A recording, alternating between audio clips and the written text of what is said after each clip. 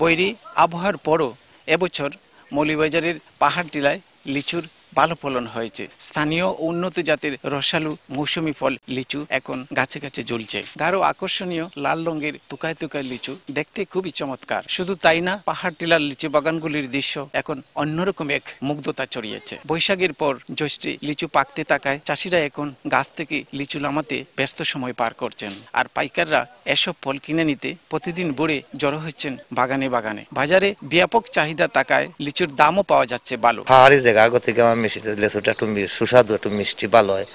আমার লেচু এখানে বাজারে নিয়ে বেচা লাগে না, আমার এখানে পাইকারা ইয়াতা লেচু লইয়া যায়। আমার লেচু যারটা হয়তো বোম্বে লেচু, হয়তো তার একটু বেশি মোটা আছে, কিন্তু এই লেচুটা খাবার পরে বোঝা যায় যে এটা স্বাদ কতটুকু।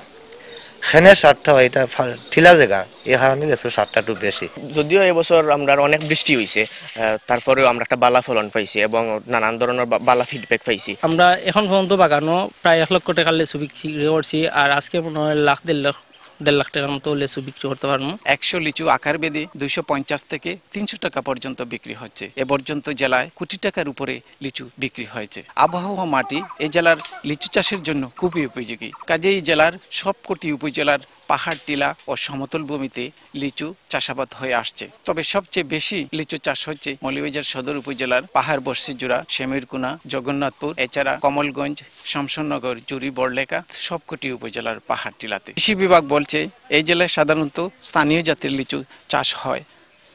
এই লিচু আকারে ছোট, ভেতরের বীজ একটু মোটা হলেও পাকলে খেতে খুবই সুস্বাদু। অন্য জেলার লিচুর চেয়ে এই জেলার লিচুর একটু ভিন্নতা রয়েছে। কৃষি বিভাগ আরও বলছে এই জেলায় সাধারণত বাড়ি 2, বাড়ি 3 ও বোম্বাই জাতের লিচুর বাগান রয়েছে। উচ্চ ফলনশীল লিচুগুলো আছে এবং ভালো জাতের লিচু আছে, এটা সম্প্রসারণ করার জন্য কৃষকদের উদ্বুদ্ধ করতেছি। সে সাথে আমাদের বিভিন্ন প্রকল্প আছে, এই প্রকল্পের মাধ্যমে একক বাগান হিসেবে লিচুর নতুন জাতের চারা দিয়ে একক বাগান করার চেষ্টা করতেছি।